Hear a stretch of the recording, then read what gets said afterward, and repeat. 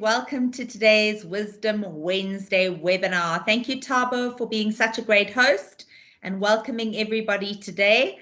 Just in terms of today's session, we will be sending you all of the slides. So if you've got any questions, you can be able to go back to them and then come back to us.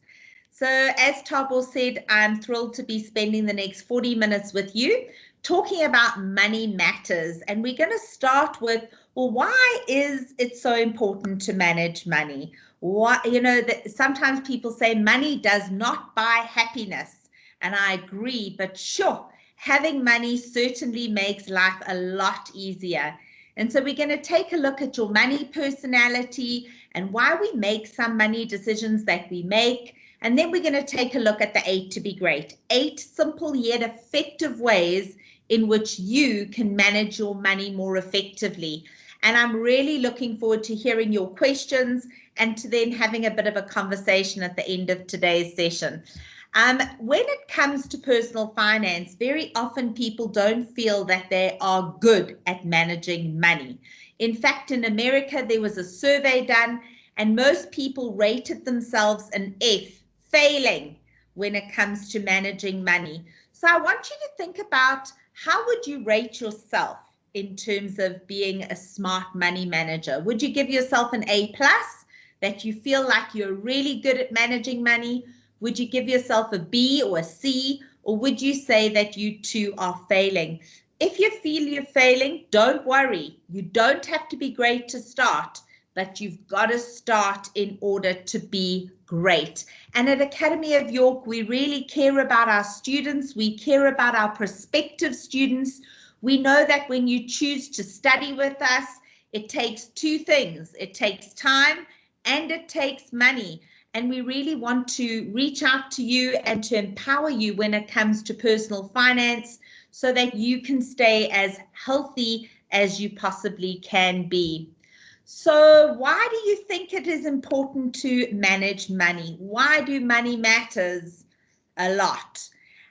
So in thinking about that, if we think about school, a person goes to school for 13 years and after school they then enter either the job market or they go and study further. And ultimately, either at the age of 18 or 20 or 22 or 25, you'll get a job. And 99% of the population has to do some sort of work. Why do we work? Money. People work in order to earn a living, in order to sustain themselves. And so money matters a massive amount because the average person works 40 hours a week, 160 hours a month in order to earn that paycheck, in order to earn that money that they've worked hard for. You know the saying, time is money? It's true because we have to invest time in order to make money. And so there, I think, would be 3 key reasons why money matters. The first reason is that it's the reason why we work. We work to earn a living, and that living is supposed to be able to sustain ourselves and our loved ones and our families. The second reason why it matters so much is that when you're financially healthy, you most probably physically healthy, mentally healthy, you've got things together. But when your finances are in disarray, if you're feeling financial stress, you're not alone. Many people, in fact, half of our credit active population say that they feel financial stress. 80% of people in South Africa today are feeling money stress. And when they're feeling those money stresses, it affects them mentally, physically, and emotionally. And at the end of the day, money is not everything. I completely agree, but it sometimes allows us to live our best possible lives. If you want to be able to have a home, security, what do you need? Money. If you want to be able to help others, in order to help others, what do you need? Once again, money.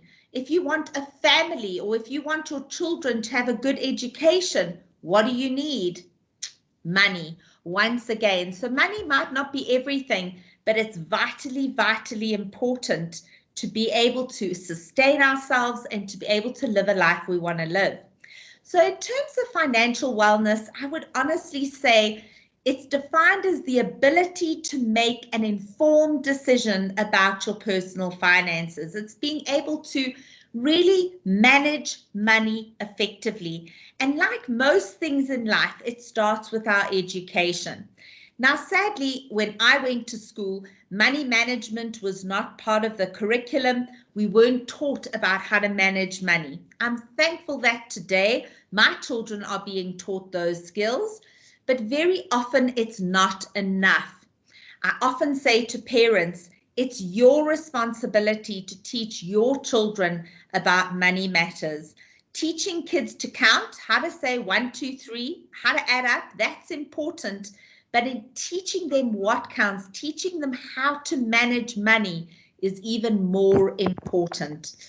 Part of financial wellness is also being able to understand where are you at right now in your financial life, and then where do you want to go? What is your financial future going to look like? So in terms of this, a great place to start is by asking yourself the question, what do you really want? Now, this question is also called the Every Person Test, because it doesn't matter whether we were asking Academy of York students or WITS students or people in America, Australia, anywhere around the world, men and women alike, we all kind of want the same things. And it's a very important question to ask yourself. What do I really want, not only for myself, but what do I want for my children? And at the end of the day, people want 3 things. There's 3 average answers to this question. And those 3 things are people want to be secure, happy, and healthy. Secure, happy, and healthy. So if you were saying, I want a home, you're talking about I want security, or I want a good education. You're talking about security. You want a good future for your child. If you're saying, I want to feel safe in my home, once again, you're talking about security. Very often, we don't think about the importance of our health until it's too late. But the interesting thing about financial security is when people are not financially secure, very often they're not happy and they're not healthy. Their health is impacted by their lack of financial health.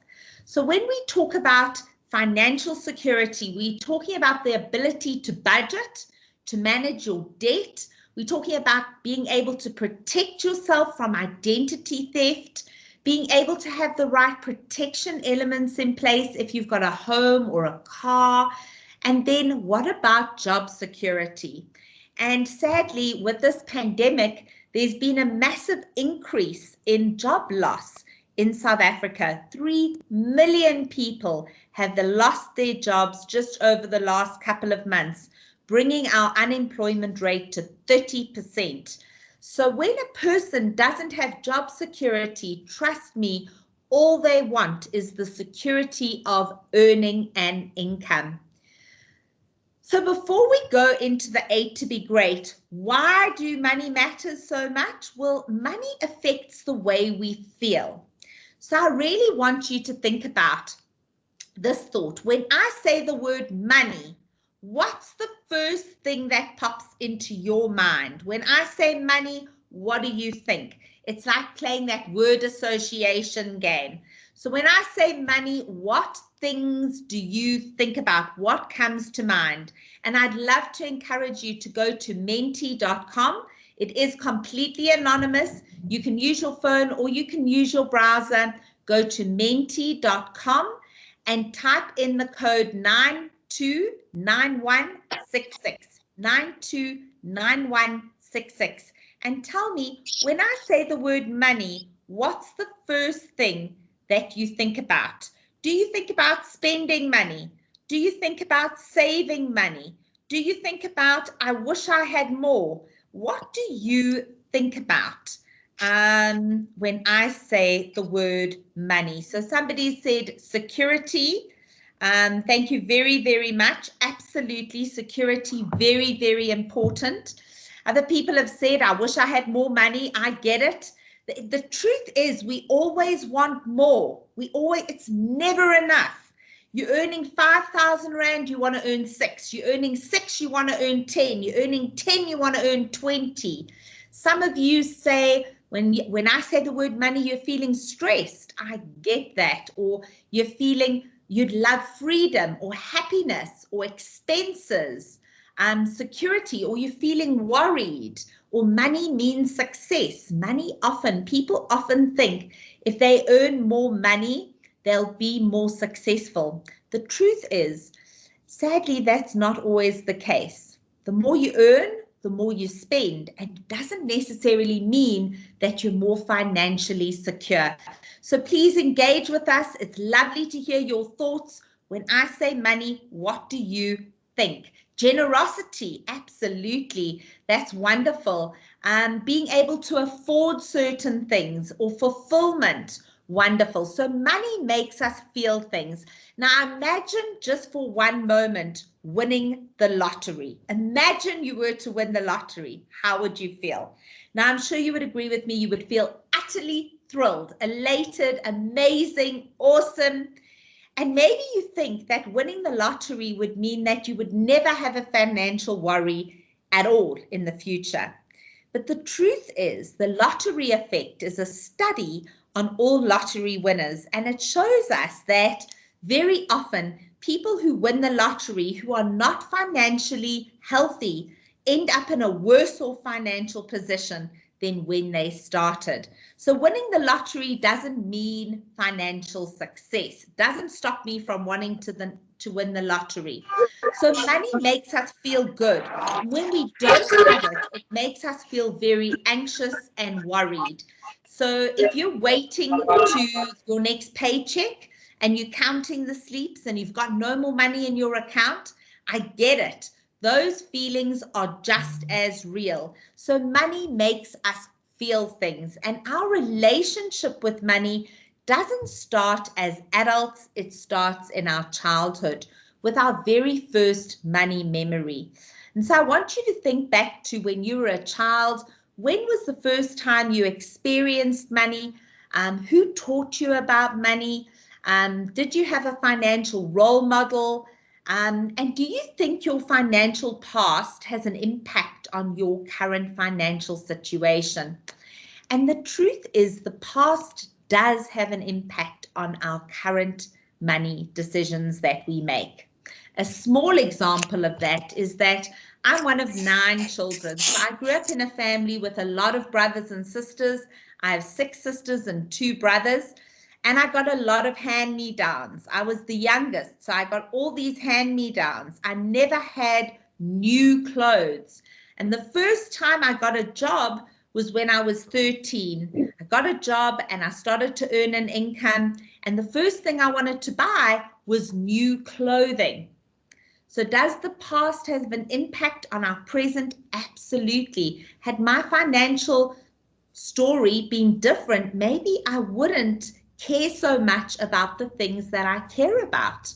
So I want you to think about, what is your natural response to money? Because when you start your relationship with money in childhood, it develops into what we term a money personality, your natural response to money. So there are thousands. If you Google it, there are thousands or hundreds of different money personalities, and understanding your money personality will give you insights into why you do the things that you do. So ask yourself, if you were to go out for drinks or dinner with a few friends, at the end of the evening, when the bill arrives, what would be your natural response to that financial situation? So you've had a great time, you've had a few drinks, you've had a beer or maybe some wine, and the bill arrives.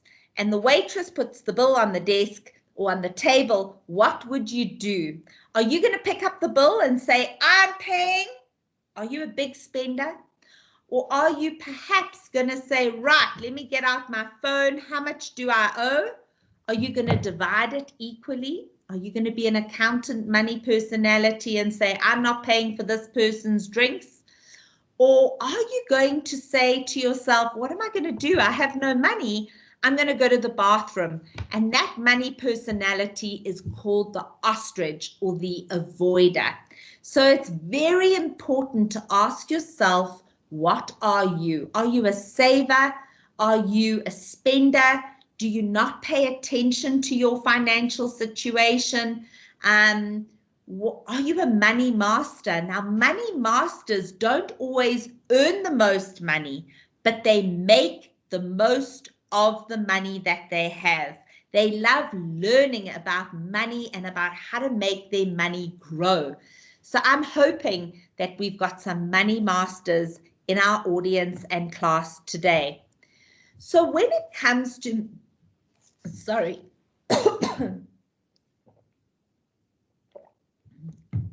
sorry. When it comes to managing money, there are 8 simple yet effective steps. Sorry. Okay, that's better. When it comes to managing money, there are 8 simple yet effective steps that literally thousands of people have used and implemented, and they've sworn it changes their financial lives. Now, these 8 steps are not difficult to do, but what is the most important thing is that you've got to be consistent. So you can't just do it once, you've got to make it part of your life. And I promise you that if you use the 8 to be great, you will change and improve your financial circumstances. So let's take a look at these 8 to be great. So step 1, if you want to change your financial future, you need to start by learning how to budget. It's as simple as that. You need to learn how to manage 1 month's paycheck. There's not a lot of sex appeal to budgeting, but trust me, if you want to transform your financial life, you've got to start with your budget. And the first step on any budget is your income. What money comes in? How much money do you earn? So income, if you're working, do you understand your pay slip? Do you understand your benefits? Do you just think about how much time you have to work in order to earn that living? Do you understand that paycheck? So one of the simple exercises that we really recommend you do, and you can do this right now if you're at home, if you've got a calculator in front of you, is work out for yourself your personal hourly rate, your PHR, your personal hourly rate. So simply what you do is you take your net income.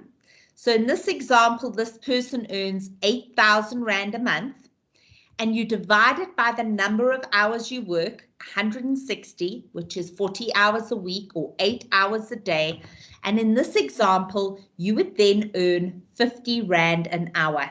So if your net income after all tax and deductions is 4,000 Rand, your hourly rate is 25 Rand an hour. If your net income is 16,000 Rand, your hourly rate is 100 Rand an hour. Now, the reason I think this is so important is that money has lost its value.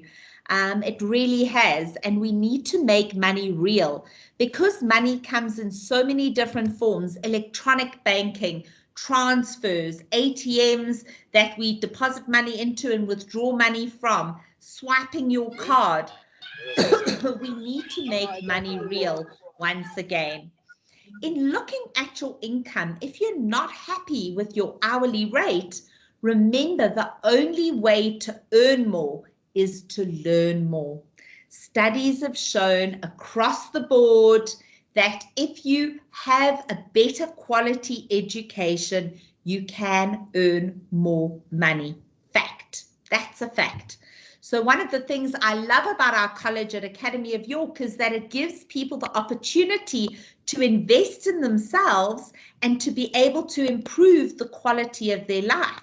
Because if you've got a degree or a postgraduate qualification, you stand to earn way more than if you just have a matric.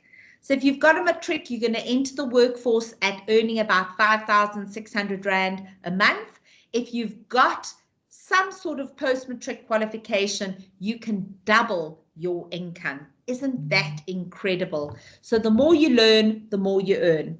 Now, budgeting, we can send you these slides and a number of budgeting tools, but the steps of a budget, whether you use an app or whether you use an Excel spreadsheet, doesn't matter. You always have the following elements: your net income, your expenses, your fixed expenses, things like your car, your home, rent, variable payments, things like groceries, cell phone, water, lights, and electricity, and then your variable or discretionary payments, my apologies, which is things you like to spend money on. And at the end of the day, what comes in, what goes out, what is left. And so when it comes to managing money or money matters, you need to try and build your budget as effectively as possible. And you do that by being honest, drawing 3 months bank statements and asking yourself, do I know where my money is actually going? You know, I love Dave Ramsey. He says a budget tells your money where to go instead of saying, where did it go? So a budget is an incredible, incredible tool. Now, if you're wondering, how do you budget better? It's very simple. There are 2 ways. You can either earn more or spend less. Now, in today's society, we've said to earn more, very often you need to learn more, or you need to finish your qualification, or spend less. So really take a look at your budget with a fine-tooth comb and ask yourself, do I budget monthly? We'd love to hear from you. Do I budget monthly? Once again, go to menti.com. If you haven't engaged before, you're going to need to put in that code 929166. If you have engaged, all you need to do is answer the question, do you budget monthly? Do you budget monthly? Yes, no, sometimes. So let's see whether you're budgeting yes, no, or sometimes. Please be honest. We don't know how you're answering the questions at the moment. Sometimes seems to be the most popular answer. So most of you are saying sometimes I budget, sometimes I don't. A few of you are saying yes, I budget. And some people are saying, no, I never budget. If you don't budget, don't panic. We're going to show you and send you some key budgeting tools. So do you budget? Yes, no, sometimes. So at the moment, 54% of you are saying, yeah, sometimes I budget. I don't do it all the time. Now, linked to this question, let's ask you this one. Do you stick to your budget? Yes, no, or sometimes? Now, interestingly enough, about 70% of people say that they budget every single month. But once again, sadly, many people don't stick to their budget. They find it so hard to stick to the budget. And I often say there's a very important word in a financial dictionary if you want to get rich. Do you know what that word is? It's simply no. That's it, no. It's the most important word in your financial dictionary because sometimes you need to say no to yourself and sometimes you need to say no to your loved ones and other people who are asking you for financial support. So at the moment, no seems to be the most popular, sometimes 33%. So very similar to many people in South Africa and all around the world, 75% of people find it hard to stick to their budgets. So another great tip is to then work out what percentage of your income are you spending on certain line items. So for example, if you earn 10,000 Rand and you spend 1,000 Rand on your cell phone and data costs, that's 10% of your income. So is that too much? And very often I'm asked that question, well, is that too much? Well, to give you an idea, your home, you should be spending 30% of your income on your home, on rent or a property. And so if you're spending 10% on this little line item, it's way too much. But the sad reality is that according to a FinScope study, 9% of our current income is spent on our phones. But I really want you to think about this. Do you really want to spend that much money on your phone? Does it improve the quality of your life? Wouldn't spending 10% of your income on your education give you a much better return? Because what does your phone really do to improve the long-term quality of your life? Short-term, I get it, but does it help you long-term? So step 2 is a simple philosophy of small changes make a big difference. So once you've created your budget, we really believe that every line item on every budget is a personal choice. And so in order to change your life, you need to change your choices. So in order to show you this, we thought we'd introduce you to this guy called Tebogo. Now, Tebogo is 30 years old. He worked in Sandton, used to go to work every single day, earns 10,000 Rand, and every day on his way to work, he would get a cup of coffee. Now, what is the benefit of changing that small habit? Well, if he stops buying that coffee on the way to work every single day, ultimately, he will have over R1 million in 25 years' time. 1 cup of coffee, R1 million. Small changes, big difference. And so how does that make sense? Well, if he changes that habit and he saves that money, at the end of the month, he would have 440 Rand. At the end of the year, he would have 5,280 Rand with a 10% investment return. Over the next 25 years, he would have R1 million saved. So you need to ask yourself, what could I potentially change or save on my own budget? What am I willing to change? Maybe now if you're working from home or working virtually, you're saving money on groceries. Maybe you're spending more money on groceries. What about smoking or takeaways? What line item of your budget, DSTV, your bank charges, what can you potentially save on? Because at the end of the day, if you're able to stick to that habit and have financial discipline, you will truly transform your life. Brian Tracy says, form good habits and make them your masters rather than allowing bad habits to form. Aristotle says 95% of everything we do is about our habits. So if you want to change your life, change your habits. So are you aware of your money habits? Ask yourself, am I aware of my money habits? Do I have any good money habits? Do I have any bad money habits? And I think the secret is really becoming aware of those habits. So many of you are saying, yes, I'm aware of my habits, and that's great. But now I'd love to know, are they good habits or are they bad habits?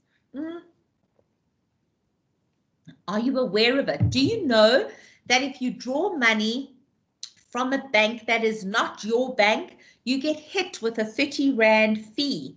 What happens if you reverse a debit order? There's a fee. What happens if you don't make arrangements with your bank and your checks are returned or your items are returned? There's a fee. So very important in terms of money matters, you need to become aware. Awareness is the first step to changing habits. So step number 3 is simply, if you want to change your life, you need to change everything you do daily. And our secret is the rule of 10 minutes a day. If you work from 8 to 5, 10 minutes a day, 10 to 8 or 10 after 5, 10 minutes a day. Really think about your personal finances. Spend time writing down, what have I spent money on? Thinking about your financial goals, understanding your debt. Spend 10 minutes checking your bank statements. But really, every single day, you need to make money management a part of your life. Step 4 is all about knowledge is power. We use it, but do we understand it? And so many people will agree that they use a credit card to finance their life, or we've got debt of some sort or another, but we don't always understand that debt properly. So step one, you need to understand that there are so many different types of debt. It's a bit like a movie, the good, the bad, and the ugly. The good, I would say, would be mortgage or home loan debt or student lending. It's good to get into debt for bricks or books. Bricks or books. Why? Bricks, because in the long term, a property gives you a great return on investment, and books, because the more you learn, the more you earn. So those are good debt.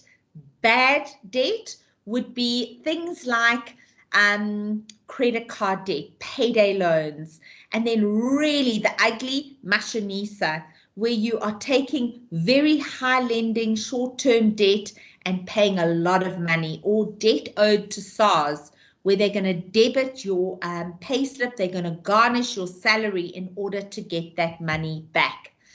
You must understand that with any debt linked to this, it's almost like you need to match the column and understand the cost of lending.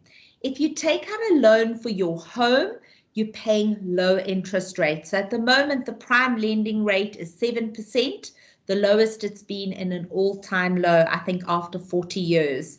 Then your necessary debt, your car, prime plus, around about 10 or 12%. And then really what we want to avoid, payday loans, mashonisa loans, where it's sitting at 60%. Personal loans, 25%, credit card debt, 23%. Just a reminder that when you are studying with Academy of York, there is zero interest charged to you, zero interest. You take out, you get a bursary for part of your studies, the rest is structured, you pay it off, and you're paying that off at 0%. So that's absolutely fabulous. So what you want to avoid is cash loans, because really that's where you get into a horrible, horrible trap. And sadly, many people find it difficult to get out of that debt trap, but help is certainly at hand. So step 5 is really get out of debt. And in order to do that, you need to try and imagine waking up on payday morning and owning your own income. Imagine how amazing that would be. Imagine owning your own paycheck. So ask yourself, do you feel like you have too much debt? Do you even know how much debt you have? So are you aware of it? Do you have a home loan? Do you have car finance? Do you have a credit card? Do you have a personal loan? What debt do you have? Do you feel over indebted? Do you feel like you've got too much debt? And for those of you who are saying, yes, you feel like you've got too much debt, once again, help is at hand. There are a number of debt solutions that can definitely help you. But step 1, knowledge is power. You need to know how much debt you have to begin with. So great to see that the majority of people on this call don't feel like they have too much debt. That's awesome. So the key thing is, don't be an ostrich. When it comes to debt management, don't bury your heads in the sand. Rather reach out and get help. And start by getting a copy of your free credit report. It's available once a year from every single credit bureau. Because when you don't pay your debt, then legal action occurs in the form of a judgment, a default, a garnishee order, and that's really what we want to try and avoid. Step 6 is a positive step. Ask yourself, what do you really want? And linked to that, ask yourself, what's the goal? Where am I now? What's the target or the goal? By when and how am I going to get there? So when it comes to your wealth, your career goals, friendship goals, growth goals, no matter where you're at in your life, set financial goals. And one of the secrets to setting financial goals is to write those goals down. When you've written a goal down, you have a much bigger chance of actually achieving it. When it comes to managing money and money matters, saving is vitally important. So step 7 is to save yourself. Saving is an important part of any wealth creation strategy. Now, 95% of people in South Africa cannot afford to retire because as a nation, we don't save.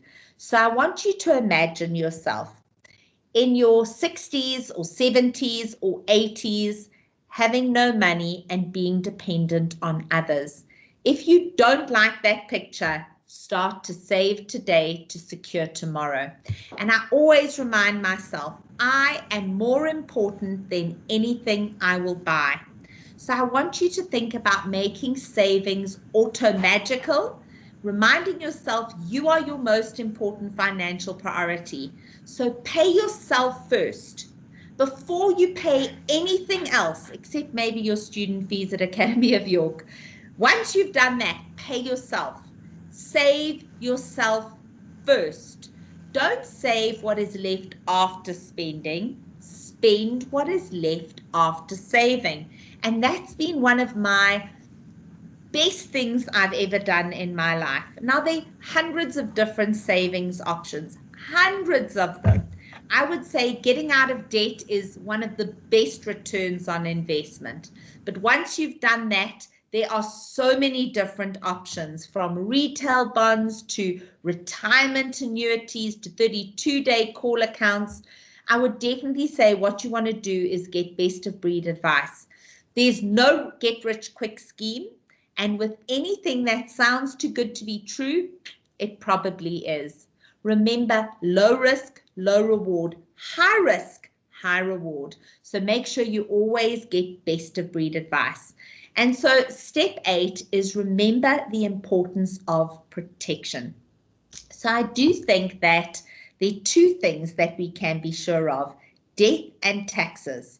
And sadly, the pandemic has really made us aware of the sad reality of how many people, of the fact we're all going to die, but how many people are affected by this. So if there's nothing else you do, make sure you draft a will. A will is such an important document. And ask yourself, do I have the right cover in place? If I'm employed and working for a company, are there any employee benefits? Do I have life cover or disability cover or critical illness cover?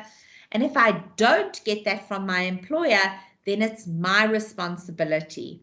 Remember, you only buy life cover for two things: for people you love, and if you have debt, for debt and dependence. So really ask yourself, do I have the right cover in place? And so I really hope I've got you inspired and excited about taking control of money matters with our 8 to be great simple things that you can do in order to change your financial life. And I think I'm right on time. It's 22, so it's time to answer your questions. So Thabo, over to you. Do we have any questions? Wow. That was very informative and very helpful. Thank you, On Thabo. behalf of the AY team and all the participants joining us today, thank you so much. This was amazing. Thank you, Thabo. Thank you. Okay. I've learned a lot, but I've got a couple of questions. Two questions. One of the biggest challenges is changing financial habits. How do I do this? That's a great question, Thabo. Changing financial habits. So I try to remember the ABC, a bit like reading, ABC. So A stands for become aware of your habits. So if you want to change any habit, you've got to become aware of it. So ask yourself, what are my habits, and become aware of it. So for example, one of my financial habits is very often I order takeaways on a Friday night. That's the habit. So become aware of it. B stands for what is the benefit of changing that habit? So if I change the habit and I don't get takeaways on a Friday night, how's that going to help me? So if I change that habit, I most probably will save 400 Rand every week. That's 1,600 Rand or 2,000 Rand a month. That's 24,000 Rand a year.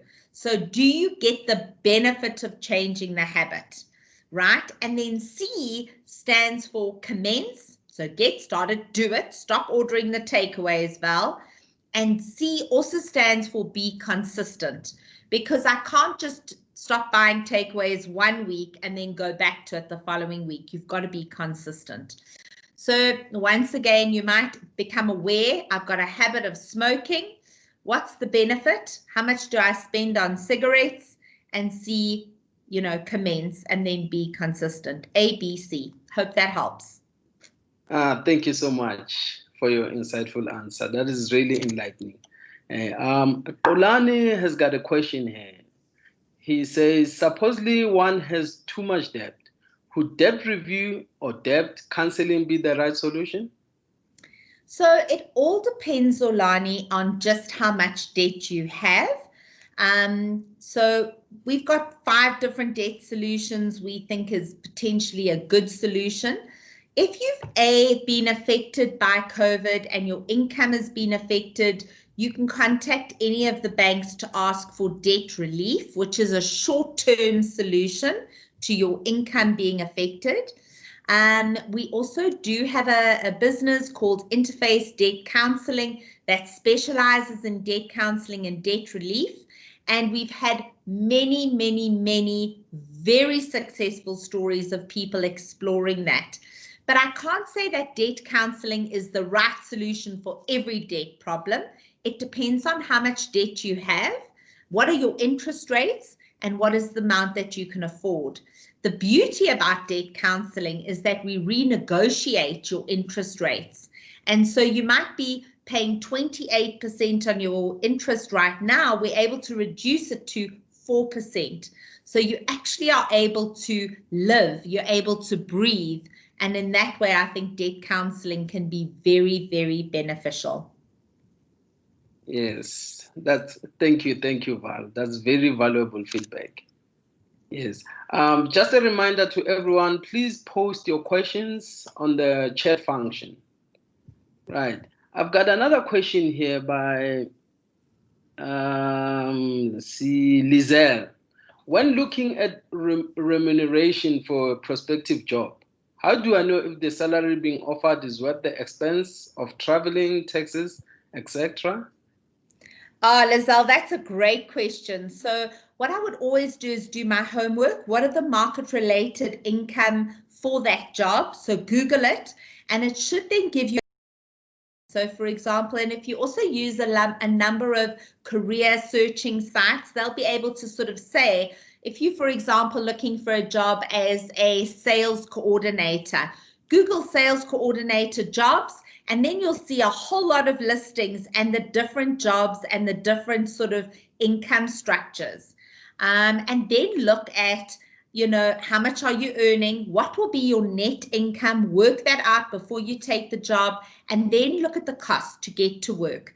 And I would always say, if you can have a job that you're not spending, 2 to 3 taxis to get to work, that's crazy. Doesn't make financial sense for you to, for example, live, north of Pretoria and have to travel to Joburg every day to get a job. 4 or 5 taxis, it's not going to be worth your while.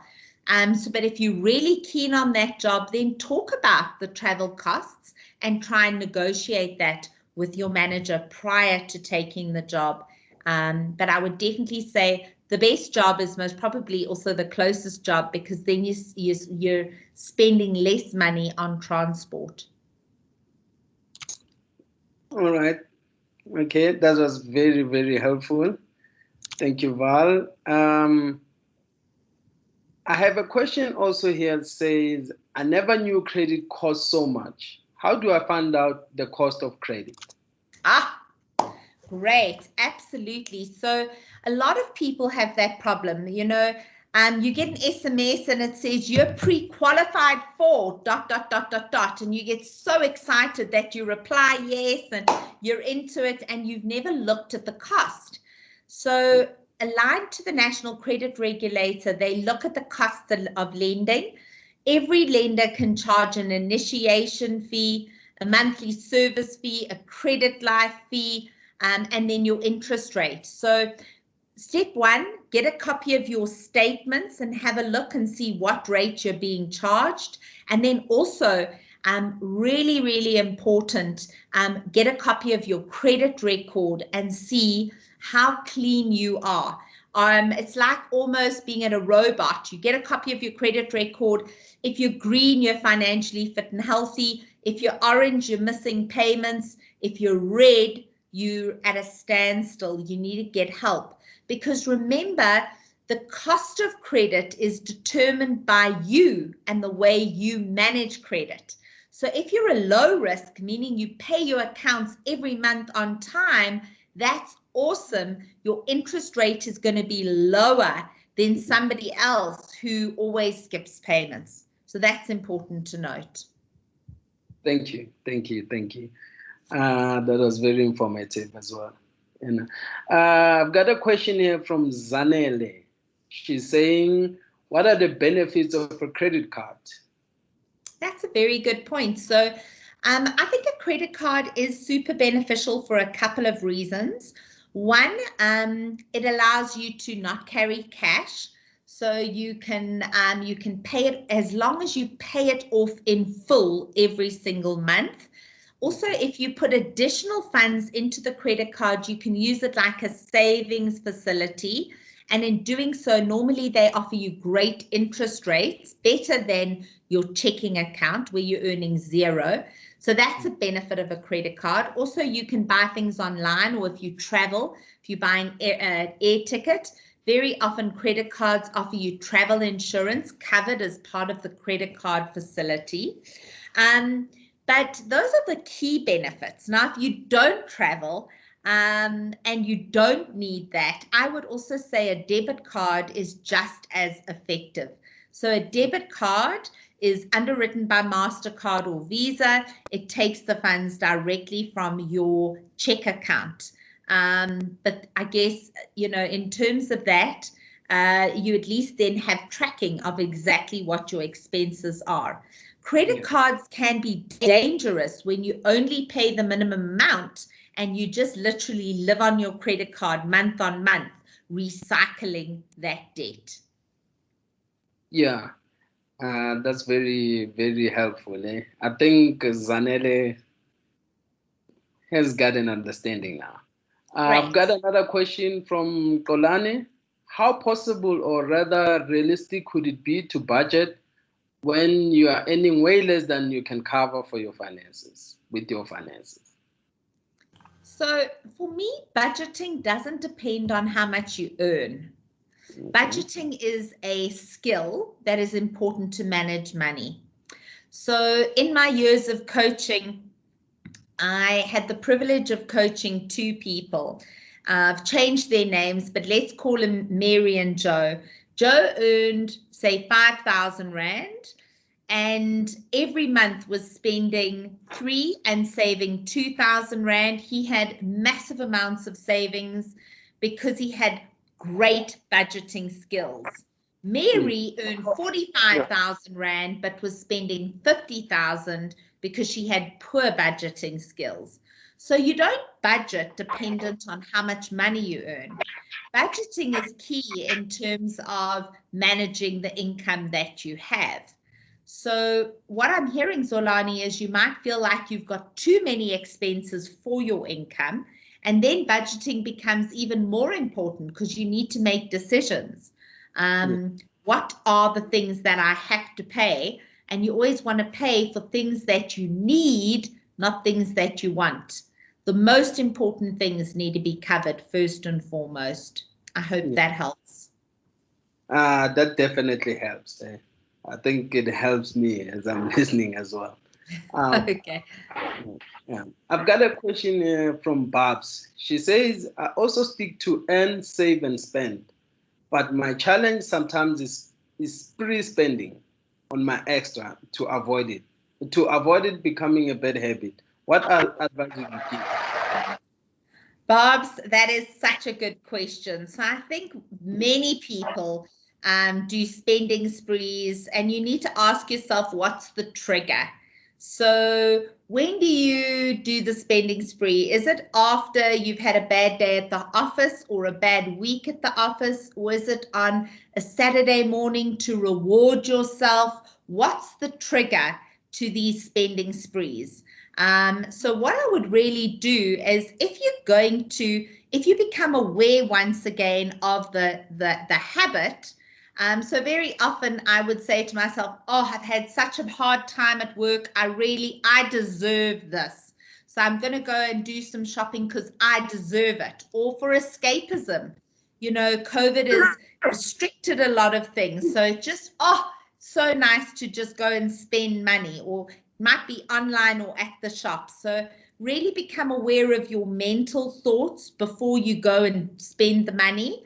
And then I would really say is rather look at alternatives. So would a beautiful walk in the park and getting a cup of coffee cost you less but give you the same benefit of stress relief?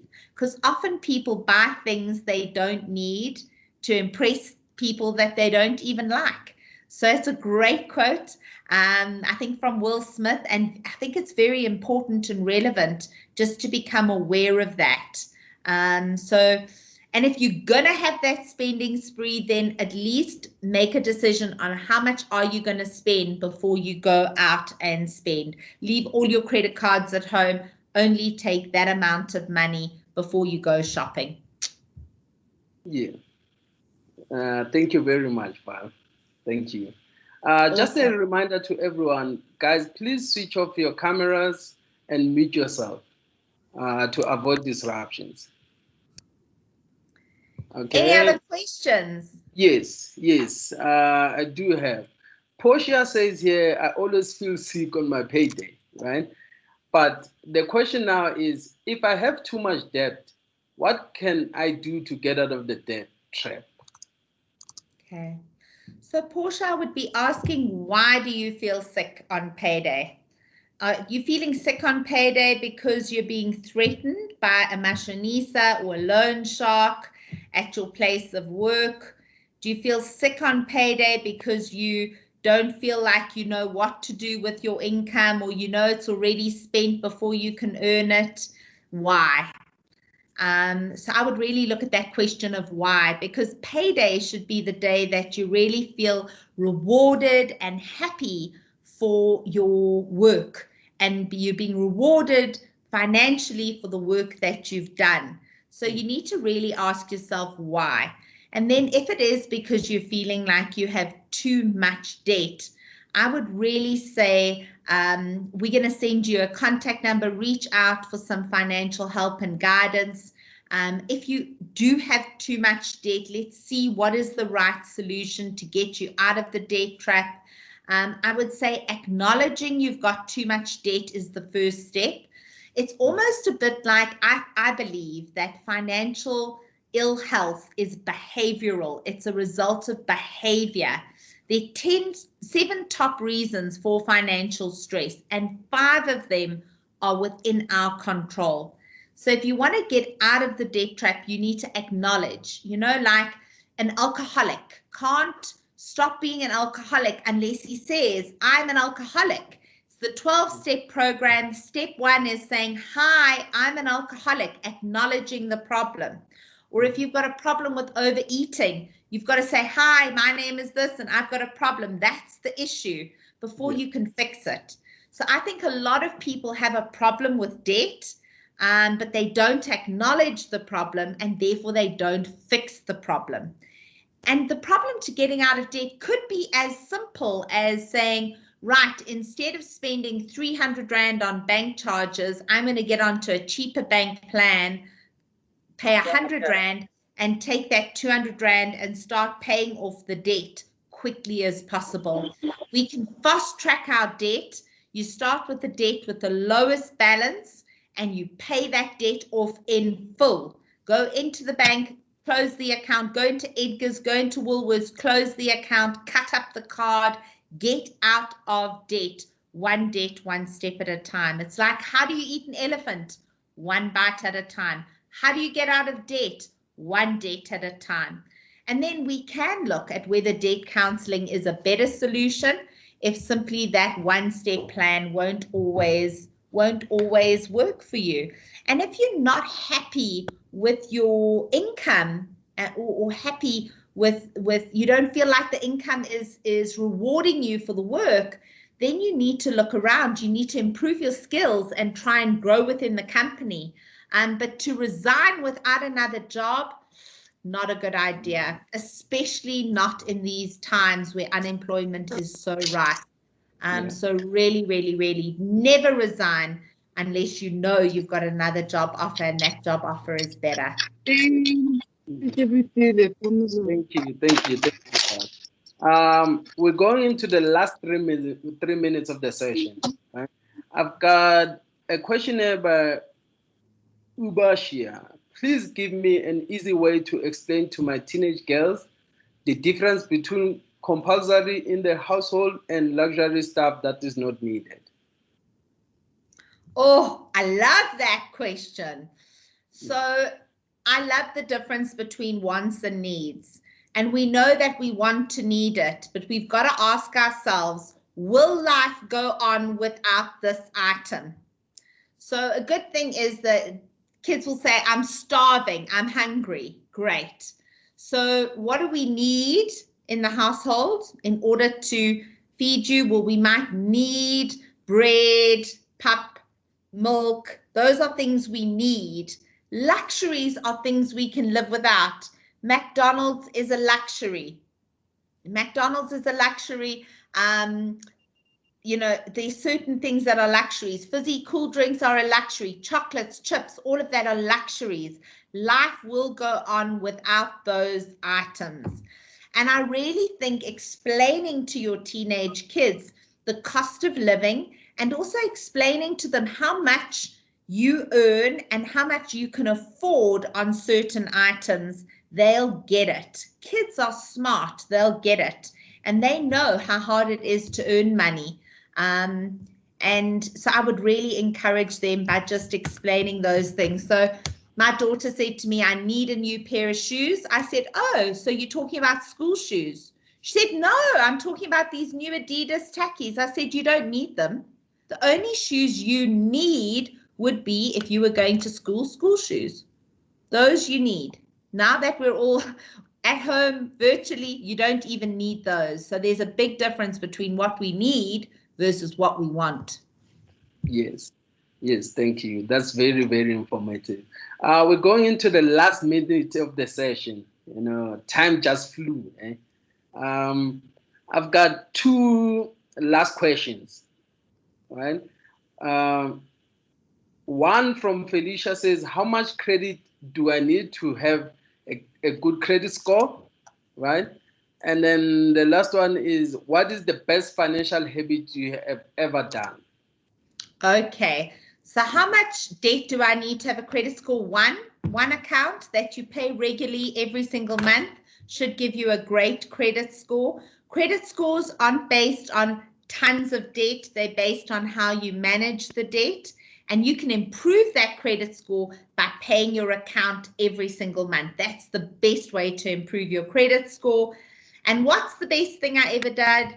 I would say the best thing I've ever done financially is to pay myself first. So about 15 years ago, before I paid any debt, I started to pay myself, to create a savings account for immediate savings, future savings. On payday, it goes off like magic. I don't even see it. I live on the balance. But the best thing I ever did was to start to pay myself first. Yeah. Thank you so much, Thabo, for engaging with us, for facilitating and hosting today's session from my side. Thank you so much. Really appreciate the time spent.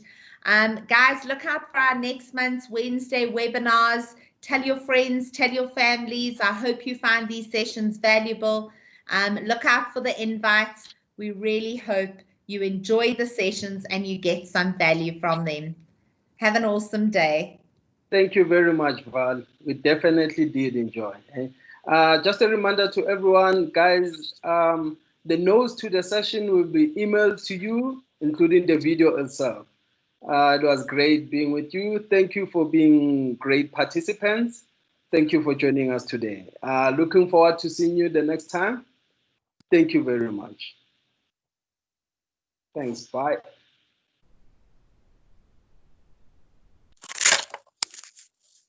Thank you very much. Really appreciate it. Thank you. Bye.